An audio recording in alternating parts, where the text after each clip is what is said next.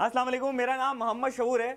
आज आप लोग से मैं एक ऐसे इशू पे बात करना चाहता हूँ जो कराची वालों के लिए बहुत इंपॉर्टेंट बन चुका है। आजकल एक नोटिफिकेशन जारी हुआ है जो वन वे की खिलाफ वर्जी पर एफआईआर और जुर्माना दर्ज किया जाता है। वन वे की खिलाफ वर्जी करने पे जुर्माना की हद तक तो ठीक था, लेकिन एफआईआर करना नामुनासिब है।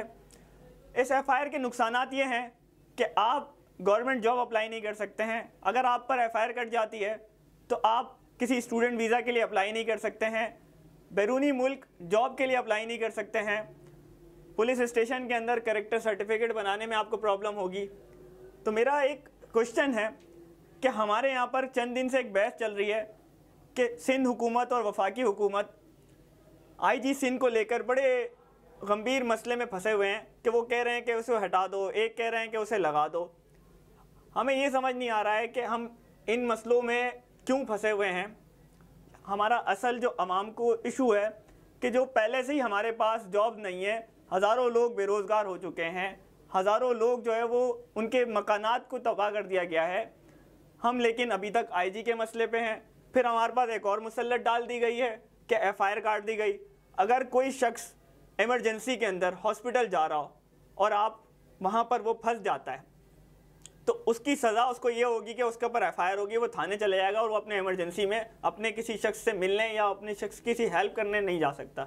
इसी तरीके से सुबह सुबह या शाम के वक्त, दोपहर के वक्त कॉलेज के अंदर या यूनिवर्सिटी के अंदर या स्कूल के अंदर अपने वालिदैन बच्चों को छोड़ने जाते हैं और इमरजेंसी के अंदर कोई एग्ज़ाम हो रहा हो और वो छोड़ने जाएँ और उस वक्त वो उनको पुलिस वाला अरेस्ट कर दे कि आपने वन वे के अंदर गए।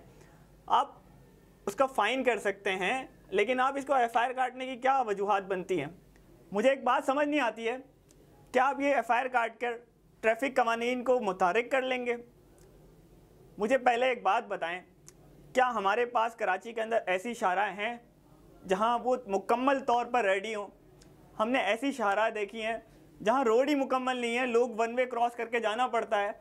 तो वहाँ पर क्या सूरत हाल बनेगी, क्या वहाँ पर भी आप एफआईआर काटेंगे। आप जौहर के अंदर देखें, आप कोरंगी के अंदर देखें, पूरी की पूरी जो है वो सड़कें जो है वो तबाह हाल हैं। आप पहले इस स्ट्रक्चर को तो मजबूत करें कि आपकी जो है वो तमाम शाहराएँ मुकम्मल हों, रोड आपके जो है वो बिल्कुल अच्छे होने चाहिए ताकि लोग उसमें सफ़र कर सकें।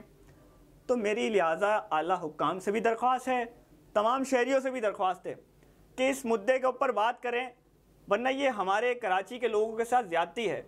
मैं हमारे इलेक्टेड नुमाइंदों से भी बात करूँगा जो अपने आप को कोई महाजिर कहता है, तो कोई अपने आप को पाकिस्तानी कहता है, तो कोई तब्दीली सरकार कहता है। तो ये इस पे बात करनी चाहिए और इस मुद्दे के ऊपर सीरियस होना चाहिए।